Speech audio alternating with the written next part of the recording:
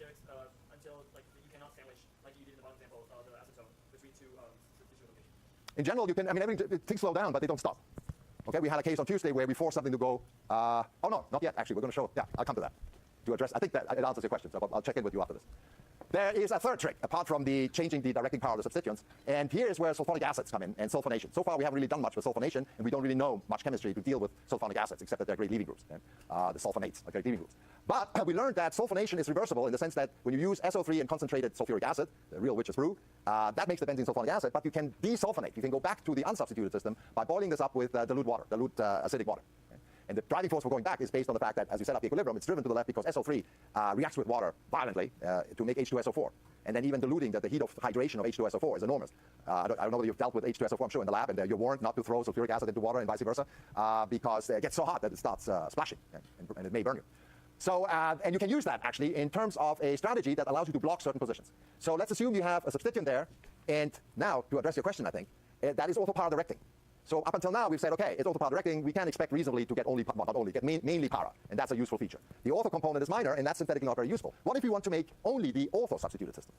We have to get around the fact that the electrophile will go mainly para. And the way to get around it is to block that position. And you block it with sulfonic acid, or with SO3, to make the para sulfonic acid. Now only the ortho positions are open, and now you will go ortho.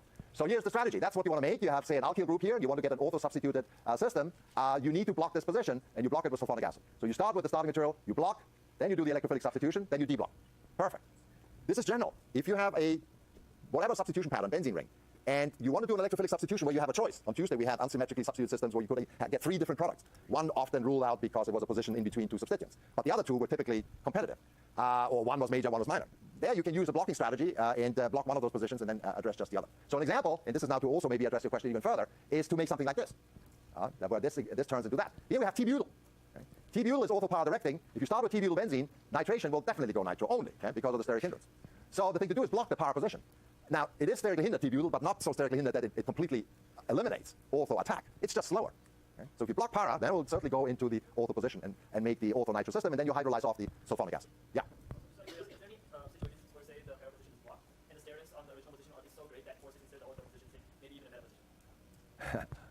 One could possibly envisage something like that with some really absolutely huge group. But even T-butyl, notice, is not big enough. So you'd have to, there are some big groups. People have, particularly one classic one is instead of methyl that you use tris-trimethyl-silyl, where you have a silyl substituent that has 3 other silyls that are all trimethyl-silyl. So imagine this for carbon. Each one of these 3 carbons of the methyl being substituted with another T-butyl, not with H. Those are damn big groups. And that may slow it down where, in order to get the electrophile to come in, you would have to employ such extreme conditions that things will go to hell. Yeah, is there another one? Yeah. Well, the mechanism is the mechanism of sulfonation. Yeah. This is a synthetic scheme, so we're not doing mechanisms. It's just vocabulary. But electrophilic substitution with SO3. We did that last week. No, last week. After the nitration, we did sulfonation. So SO3, the S is blue. That's the one that attacks as the electrophile, and then proton falls off. And the proton goes around and winds up on the oxygen to get SO3H. Okay. Yeah. Because T-butyl is too big. And so SO3 is also very big. So SO3 is very para-selective. Yeah. Okay, so 3 tricks: converting directing power and the blocking procedure.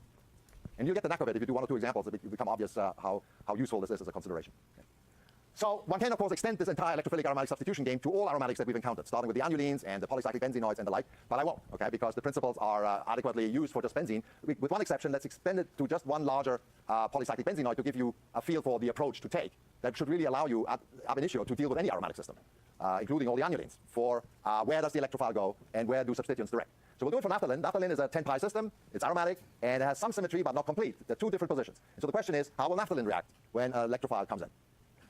It's possible to attack here, that's called C1, or here, that's called C2. Or often this is referred to as alpha meaning next to the neighboring benzene ring, or beta. Notice that I'm arbitrarily picking these 2 carbons. They're the same as these 2 carbons, the same as these 2, and the same as these 2. They're all symmetry related. Okay? So I'm just picking these 2. So when you do the reaction, it turns out electrophilic substitution occurs at the 1 position. Why is that? And in order to figure out why it goes to C1 preferentially and then to C2, we use the old approach that you will see in practice exam, and you'll see exams, and you will see next Thursday. You go through all of the possible resonance forms of the intermediate cation of electrophilic attack, for, in this case, C1, then you do it for C2, and then you compare the two and see whether you can make some educated judgment of which one is good and which one is bad.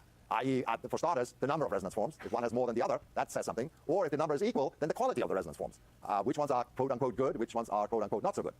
So here we attack at C1, and we're going through the usual procedure. You go, electron pair goes out, and now this is an sp3 hybridized carbon, plus charge is here. Okay? Then we go and write another resonance form, allylic transposition, a 1-3 relationship, plus charge is here. Then here I've done sort of a convoluted writing around because I wanted to preserve this trine structure, but it puts the charge here, any way you want to do it. And then you do another one that puts it here, and then another one puts it here. There is perhaps, the bottom line is following. Once you introduce the electrophile for these larger systems, for benzene we had ortho-para plus charges. The plus charge winds up next to the sp3 hybridized carbon first, and then it can be down at the para and then up again at the ortho. So it's always a 1-3 relationship. You can do the same thing here. You can just say, okay, I put it in here, plus charge is here, and then there must be another resonance form 1-3 where the plus charge is here, where it's here, where it's here, and where it's here. Those are the 5 resonance forms possible, period. Okay? And the last one always winds up on the other side of the sp3 hybridized carbon. And knowing that, you could just write the stencil, put in all the plus charges where they're supposed to be in 5 different structures, and then draw in all the double bonds. That's another way of doing it, okay? Almost blindly, okay, filling in the dots. But here it is, 5 resonance forms. And there are 2 sets. One set, these 2 guys, still maintain one of the rings as being fully cyclically delocalized. It's a full aromatic benzene ring. Whereas notice when you stare at the others, all 3 of them have aromaticity completely disrupted in both rings. So just qualitatively, you will say these 3 must be not as good as these 2. 2 good ones, 3 not so good ones. Okay, that's fine and dandy. Let's see what the other guy does. Attack at C2. When you attack at C2, again, you have plus charge here, and if you follow me through, you could write the stencil for all the other structures and put the plus charge starting from here plus here. The next one should have plus here, next one plus here, next one plus here, next one plus here. Always 1-3, okay? And indeed, that's what it is. Here it is, okay? So here I've shown you the arrow. It jumps from here to here. Arrow jumps from here to here. Arrow jumps from here to here. Arrow jumps from here to here. 5. So it's the same number of resonance forms for this guy. So that's now iffy. I mean, if they're the same and they're qualitatively the same, then why is C1 preferred? And the answer lies in the quality, again, of these resonance forms. Because here you suddenly notice only one of these resonance forms has a fully aromatic benzene ring. All the 4 others have a completely disrupted, cyclically localized circuitries, often called, of double bonds. So we got 4 not so good ones and only 1 good one. And so therefore, clearly, attack at C1 is preferred. And in practice, when you run this reaction, nitric acid, instead of sulfuric acid, these guys use acetic acid, doesn't matter. You can just stick to nitric acid, H2SO4, which are slightly stronger conditions. The reason you can use milder acid is because naphthalene, because it now has 10 p orbitals filled with electrons, it's a red ball of electron density, is more reactive than benzene. And so nitration occurs at room temperature, and indeed, 1 nitro naphthalene is the major product, 84% over 8. So combined yields 92, so it's a pretty good reaction, about 10-to-1 ratio. Now, what happens if you take it to the next step? What do substituents of the naphthalene ring do? And the bottom line there is intuitively obvious. If one ring is substituted with an activator, it will direct the next electrophile to the same ring. If one ring is substituted with a deactivator, it will steer electrophiles away from that ring and direct them to the other ring.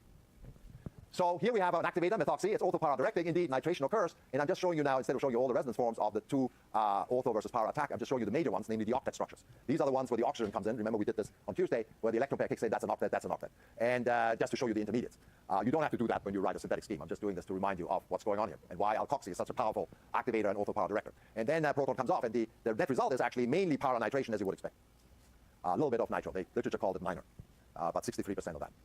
If you do the same thing with a strong or deactivating substituent, inductively or resonance-wise, doesn't matter. Now this guy deactivates this ring, and therefore electrophiles come in to the side. And here it turns out there's no selectivity, except that it will still go to the alpha position because of the resonance picture that we've drawn earlier. So the rules for naphthalene substitution still hold even for a substituted system like that, but you get a mixture. You get both attack at what is now C8 and C5. C8 is this guy, C5 is this guy. And 30% of that, 60% of that. It could have been 50-50, but it's less of this than that because nitro bumps into the other nitro there, so there's some steric effect. That steric effect is not a steric effect of an ortho effect, such as coming in here. Okay? It's actually a steric effect at these positions here, that I call the peri positions of naphthalene, where you have one extra carbon. But because of the rigidity of the frame, I'm doing this now for methyl, the 2 methyl groups. You can see that the 2 groups point in the same direction, and they're actually closer to each other than they would be if the second methyl, see if I can hold this up with a collapse. If the second methyl were here, notice that here the angle is 120 degrees. So this one points that way, this one, they point away from each other. Okay? And that is still, cis-butene is more sterically hindered than trans-butene. So having a methyl here will interfere. But here we have them both pointing the same direction, but there's an extra carbon. And that is, turns out to be a measurable effect. Not huge, but you can see it in the yields. The 1/8 substitution is a little less. And you get a mixture. The bottom line is it's hard to predict. If you had a T-butyl here, then indeed you would direct only to that position. So I wouldn't ask you to predict that. I would only use this to explain something, where I say, you only get this compound, what's your best guess as why this is? Okay? And sterics typically is what comes in there. So the bottom line is that generally, and you should try this on a couple of the annulenes that we've written, and try to do an electrophilic substitution on an annulene. Generally, or one of the other polycyclic benzenoids, you have to write out the electrophilic, all of the resonance forms of the cation that you get from electrophilic attack at all possible positions to make any reasonable predictions as to what will happen. Okay? So this concludes this part of chemistry that we'll deal with next Thursday in the midterm. And I thought that this would be a good point also to show you what to expect. And those of you who have already looked at some of the practice exams, previous exams, will notice that about 4 or 5 years ago, I started writing exams that were almost identical in layout and, most importantly, verbiage, the sentences that precede the problem. And the reason that I started doing that is because there was always, just bleeding marked, a fraction of students who misread the question. And then, but they knew something. So then they started solving a problem correctly that wasn't the problem asked. Really painful, because you can't, the TAs just give them 0 for that, because you can't second guess what went on. So in order to avoid that and to also calm you guys down, the jitters before an exam, I'm now writing exams that are completely predictable except for the content of the problem. Okay? But otherwise, completely predictable. And in fact, for this exam, I just took the stencil, this exam from 2 years ago. I was on sabbatical last year, so I didn't teach last year, but from 2 years ago to my last exam, and just changed the problems, but everything else was left intact. So page 1 will be identical. One exception, this section here with the points will be gone because we are going to use PandaGrader to grade the exams. So we're going to scan them all, and then using that program, the TAs will be on their laptops grading. Which reminds me to remind you, if at all possible, we won't penalize you if you don't, but use a number 2 pencil. I think that's the one that the SAT board uses, my kids tell me, to have, so that they can recognize the answer. So we can read them well, because sometimes you erase, right, and then things get a little messy. So if you have a number 2 pencil, use that. Okay, so the first question, that text up here will be identical. That's it, okay? So just the problems will change. And it'll be nomenclature. And I noticed as I did this morning, that exam also didn't cover chapter 17. So that one is clean with respect to content. Okay? Had exactly the same content as we have now. So there are 5 of them, I guess. And then the number of points for each question is identical. So you can weigh them. Second one will be an electrophilic aromatic substitution question, where you ask to predict where it's going to go, and you ask to write all the resonance forms. And in order for the graders not to go crazy, we are giving you a stencil where you just fill in the missing pieces, missing double bonds and the charges, so that everything is clearer. And some of you are not so good in drawing structures. Moreover, it's time consuming. So you're going to fill in, and I'm going to give you, as you will see, so there's a slight change in verbiage where I said there will be more stencils than you will need. So I'm giving you extras, and you just use as many as you'll need for, there'll be 2 structures for which you do an electrophilic attack and write all the cations, and then you make a choice as to why one is better than the other. Actually, the problem has 2 molecules, and I'm saying one reacts faster than the other, and then you have to draw the resonance forms and explain why one is faster than the other. Question 3 is vocabulary. Okay, so here you just fill in the boxes with the answer. Okay? And so it's reagents, and the box is either on the right, or it's on the left, or it's on top of the arrow. Here it's on the left, here it's on top of the arrow. Sometimes there are multiple boxes, typically for electrophilic aromatic substitution questions, where there's several steps along the lines that we've seen today. Some of them, when there are more than 3 boxes, one of them will have a reagent, or in this case, there are 3, but 2 boxes and 1 reagent. Okay? So there'll be permutations of that, and applications of what we've learned the last couple of weeks for electrophilic aromatic substitution. Obviously, there'll be a Diels-Alder question, and then there will be a multiple choice question. And this one, what was that? This was ranking the reactivity of the dienes. I changed that to something else. I think it's the reactivity in some structural, and so the structural effect on some reactivity. It'll be multiple choice, so you all know how to do multiple choices. I mean, all of you presumably have done the driver's test with the DMV, right? There are 5 choices, 4 of which are complete BS, and one of them is you can do it by exclusion, by just eliminating all the crap in all the impossible scenarios and come up with the right answer. So a multiple choice, another multiple choice, there will be one where you are given several delocalized systems. In the last exam, I wanted you to circle the one that's aromatic. In this exam, I want you to circle one that's anti-aromatic. Okay? All right, so that one. So then we have mechanisms. So there, the text will be identical. What you see is what you have, and so on, stepwise mechanisms. And the only change from the layout is the TAs asked me to box everything. So there's a big box around in the space, so that we grade only stuff that's in the box. So it's more clearly marked. Apparently, this is useful visually. But otherwise, it's identical. So there are 2 problems like that, same number of points. Then there is synthesis. Okay? Synthesis is vocabulary, apply retrosynthesis. I urge you to do that because these problems are not soluble go forward. There's another very strong aspect I didn't mention to you, which is strategic. Working backwards. If you know the retrosynthetic step, that gives you points. If you work forward into a never-never land kind of scheme, you get 0 points. Even though the chemistry you might be showing might be correct. If you work backwards, you know the precursor step at least. You can't solve the problem, okay, but you know the last step. It's got to be removing the sulfonic acid group or a hydrogenation or something. You write that down. That's money in the bank. Okay? It's credit. So that's another reason why to use that. Then let's see, 2 problems like that, and then it finishes up with some generic multiple choice question where I'm asking you some general aspects of the nature that are shown in this exam. And then there's a dynamite cartoon at the end. So no tricks. And you guys come up with a lot of very intricate scenarios, which are great that they come up and we discuss them, but no way I'm going to throw this at you. Okay? So you have to trust me that I'm